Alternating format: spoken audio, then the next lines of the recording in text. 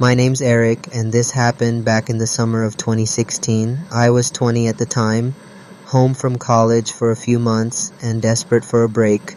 My cousin Ryan had invited me to spend a few weeks with him and his friends at his family's lake house up in the Adirondacks, a place tucked way off the grid, with no cell service, no internet, and not much of anything besides water, trees, and sky.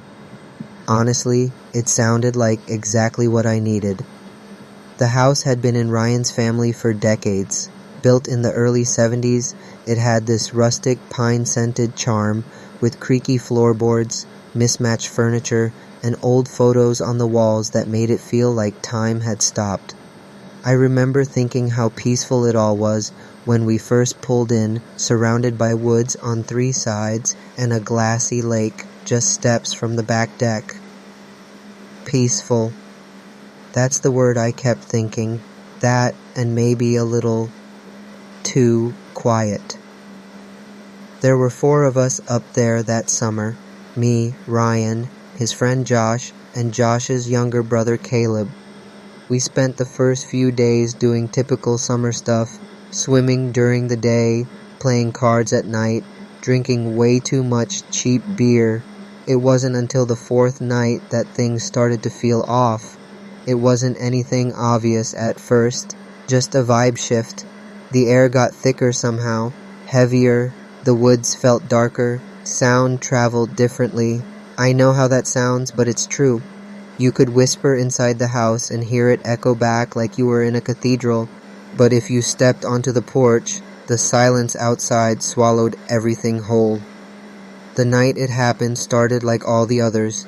We grilled burgers, drank too much, and sat around talking nonsense until well past midnight.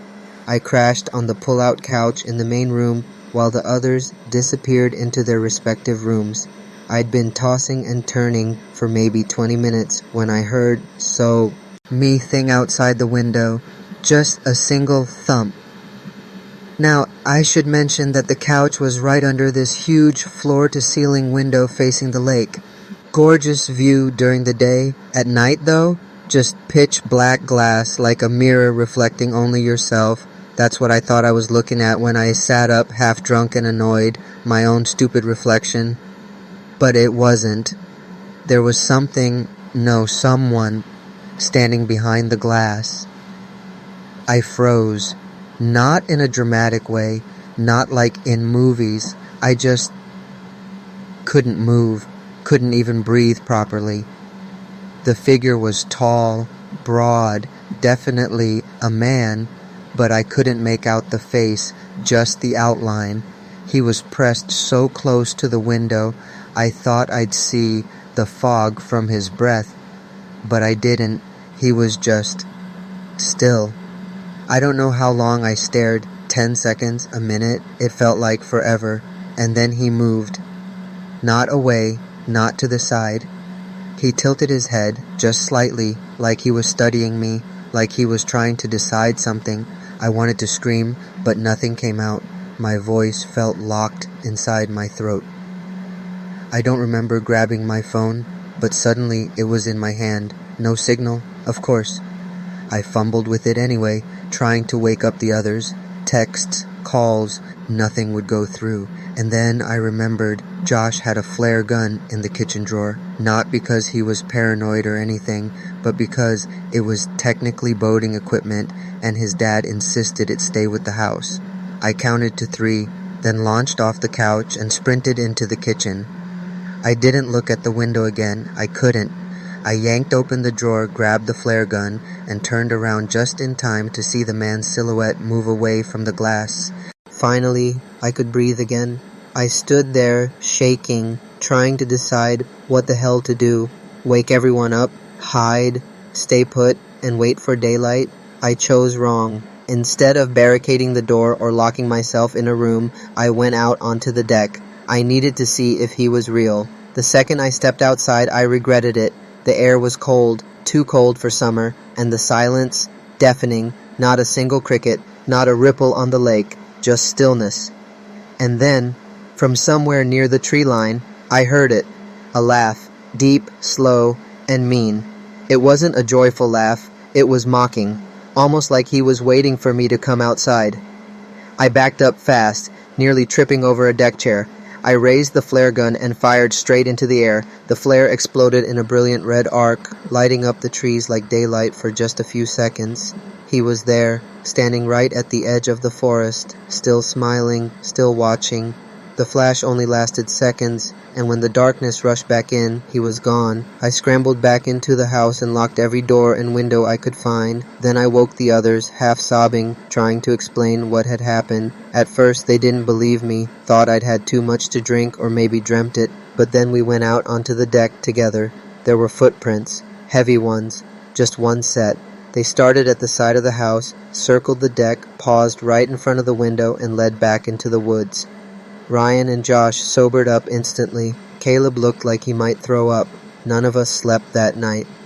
We sat together in the main room with every light on, a bat in one hand and a kitchen knife in the other.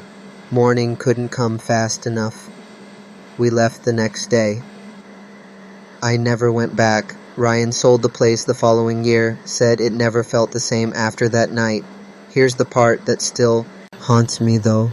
About 2 months later, I got a call from Ryan. He sounded freaked out. Apparently, the new owners, a retired couple, had reported seeing someone watching them through the windows on multiple occasions. Same description, same pattern, always at night, always at the glass. They eventually hired a local contractor to install shutters. During the job, the contractor found something. Deep in the woods, maybe 100 yards from the house, hidden under a pile of brush, a campsite, dirty blankets, empty food cans, and dozens of photographs, photos of the lake house, photos of us, taken from the woods, from the deck, through the windows. There were even a few of me, asleep on the couch.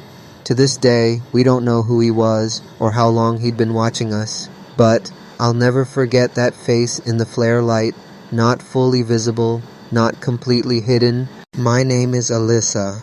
I grew up in Iowa, on a small farm my grandparents owned. Summers there were long, hot, and slow, the kind of quiet that gets into your bones. Most people say nothing ever happens in small towns, and for the most part, they're right. But that summer, something did. Something I haven't been able to stop thinking about for over 15 years. I was 14 at the time, just old enough to start helping out more with chores and young enough to still get bored out of my mind by 3 p.m. every day. My grandparents had this massive cornfield that stretched for what felt like forever, the kind of field where once you're inside you can't see more than a few feet in front of you in any direction. Rows and rows of tall, swaying stalks, always moving just slightly in the wind. My grandma used to call it God's maze. She was only half joking. That summer, my cousin Maddie came to stay with us. She was my age and from Chicago, so she thought everything out there was either magical or completely horrifying. Sometimes both. We used to sneak out late and go sit by the edge of the cornfield just to spook ourselves. Talk about ghosts, shadow people, aliens, all the usual stuff 14-year-olds whisper about when it's late and dark and you're trying to be brave. One night in July, Maddie dared me to walk into the field and stay there for 5 minutes, just 5. It was dumb, it was childish, and I did it anyway. She timed me with her little flip phone, promised to shine the flashlight if I took too long, so I stepped between the rows, started counting each stalk like it mattered, telling myself I'd turn around at 200 and walk right back. But the deeper in I got, the less sound there was. No bugs, no wind, just thick silence. It was weird, not scary exactly, but I felt like the field had swallowed me. The stalks looked taller than usual, and the sky felt farther away. I hit 200 steps, stopped, turned to head back, and that's when I heard it. A laugh, a child's laugh. Very soft, like it was right behind me. I whipped around, expecting to see Maddie, but no one was there. The stalks rustled a little, but only right in front of me, like something had just darted into the next row. I should have left then. I wanted to leave, But I didn't want Maddie to think I was scared, so I called out, "Okay, very funny. You got me." No answer. I took another step forward, another, then I heard it again. Laughter, but this time, closer. My stomach dropped. It didn't sound like Maddie. It didn't sound like anyone I knew. Just this low, breathy chuckle that tried to sound like a kid, but wasn't. I turned and ran, pushing through the stalks in a full-blown panic, arms in front of me, tearing scratches into my hands and face. I don't know how far I went. It felt like I was running forever. Eventually, I burst out of the cornfield, panting, heart racing. But Maddie wasn't there. Her phone was sitting on the ground where she'd been, flashlight still on, but no Maddie. I shouted her name, once, twice, then screamed it. Nothing. I ran to the house, sobbing, trying to explain, through hysterics, what had happened. My grandpa grabbed his shotgun and a flashlight, and we all went back to the field. He yelled for Maddie, fired 2 warning shots into the air. Finally, we heard her crying. She stumbled out of the corn about 10 minutes later, shaking like a leaf. No shoes, a bloody scrape down her cheek, dirt in her mouth like she'd fallen face first into the field. She couldn't speak for a while, just held on to my grandma and sobbed. When she finally calmed down enough to talk, she told us something that made my skin go cold. She said she'd seen me come back out of the cornfield, but I wasn't me.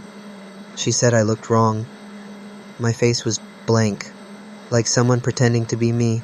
No emotion, no recognition. I just stood there looking at her, and then turned and walked back into the corn without saying a word.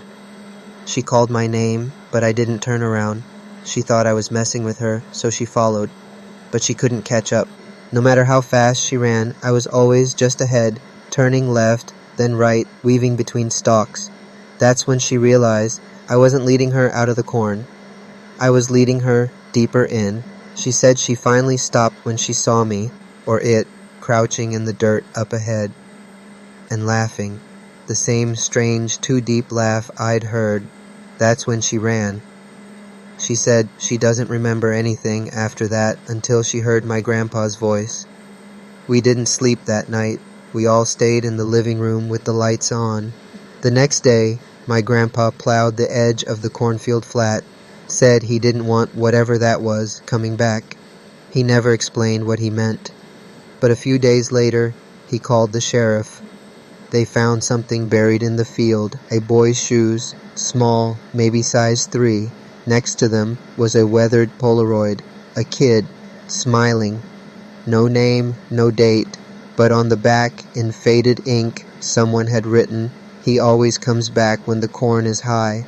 I don't know what any of it means, I don't want to, but Maddie never came back after that summer, not once, and she never talks about what happened. I still live nearby, and sometimes in July, when the corn is tall and the air gets heavy, I swear I can hear laughing. My name is Travis. This happened in the summer of 2009, and to this day, I've never told anyone the full version of what went down. Not my wife, not my parents, not even the guys who were there with me that night.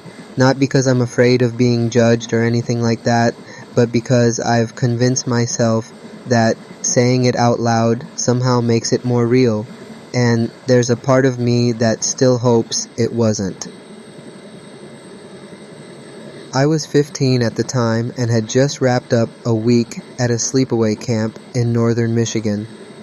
It wasn't my first time going. My parents signed me up every summer from age 10 onward, but 2009 was the first year I actually liked it. I'd finally found a group of guys I clicked with. There were 5 of us, me, Evan, Malik, James, and a kid named Troy, who everyone called Bones because he was so skinny. On the last night of camp, just after the counselors went to bed, we all snuck out of the cabin and took a walk. Nothing rebellious, no drinking, no girls, nothing like that. We just wanted to stretch our legs, kill some time, and squeeze out one last night of dumb jokes before going home. The trail behind the camp wasn't lit, but we'd walked it during the day. It curved around a lake, and looped back through the forest, eventually reconnecting with the cabins near the maintenance road. Maybe a 40-minute walk, tops. It felt harmless, just a little adventure before saying goodbye to summer. We didn't bring flashlights, just a couple phones, none of which had good batteries. We figured moonlight would be enough. For a while, it was. The first part of the walk was honestly one of the best memories I have from that summer. We joked, skipped rocks, made fun of each other, the usual stuff. At one point, we stopped to sit by the lake, and I remember James pointing out how still the water was. Not a single ripple, not even from bugs. I didn't think much of it at the time.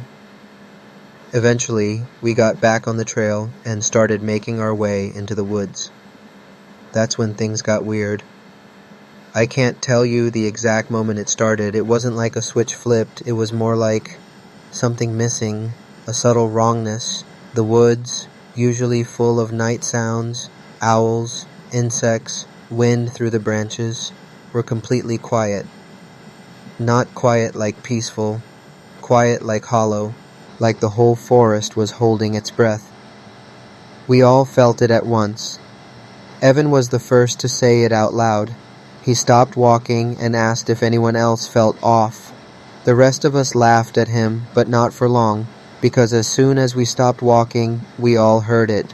Footsteps. Not ours. They were behind us, off the trail, just far enough into the brush to be invisible, but loud enough to know they were there, and they weren't trying to be quiet. They were heavy, crunchy, deliberate. We turned around fast, trying to catch a glimpse of whoever, whatever, was following us, but all we could see were trees. I remember yelling out something like, "Hey, who's there?"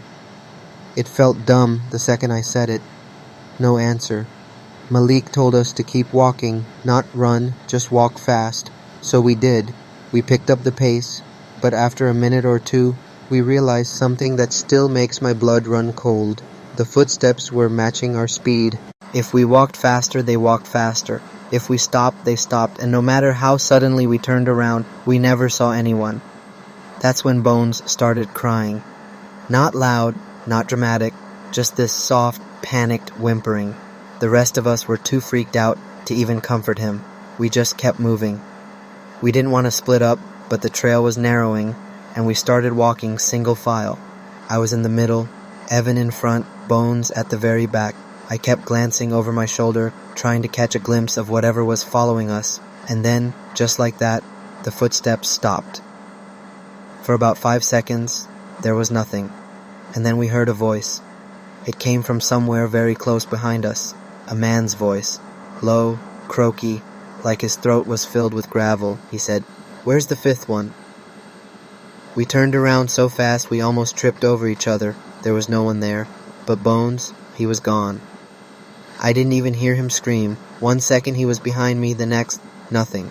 We shouted his name, spun around in circles, pointed our phones into the woods. Nothing. We stayed there for maybe 30 seconds, that's it, and then Evan just shouted, "Go!" We ran, no more fast walking. We sprinted down the trail, half tripping, half sobbing. The only sounds were our own panicked breathing and the slap of sneakers against dirt. The scariest part? We didn't hear anything chasing us. No more footsteps, no voice, just that impossible silence pressing down on us like we were underwater. When we finally saw the lights of the maintenance shed through the trees, we didn't slow down. We kept running until we were back at our cabin, slammed the door, and pushed a dresser in front of it. We didn't sleep, we didn't talk, we just sat there until sunrise, waiting for someone to knock and tell us it was okay. But no one did, because Bones never came back. The next morning we told the counselors everything. They called the police, started a search. Dozens of people combed the woods. Helicopters flew overhead. Dogs sniffed every inch of the trail. They found nothing, not a single footprint, not a scrap of clothing, no signs of struggle. It was like he evaporated. The official report listed him as missing, presumed runaway, which made all of us sick. Bones didn't run. He didn't have anywhere to go. His parents never gave up looking. I know that for a fact. But they never found him. That was 15 years ago. The rest of us have tried to move on. I'm married now. I have a daughter. But every summer, around August, I get this knot in my chest that doesn't go away. A sense that something's still unfinished. Still wrong. Last year, I got a letter in the mail. No return address. Just my name, an old camp nickname scribbled on the envelope. Inside was a single photograph. It was grainy, washed out like an old disposable camera photo, but I could make it out. It was the trail, the same one we'd walked that night, and in the photo, standing just off the path, partially hidden in the trees, was a figure, thin, too thin, and even though the face was too blurry to be sure, I swear on everything, it was Bones.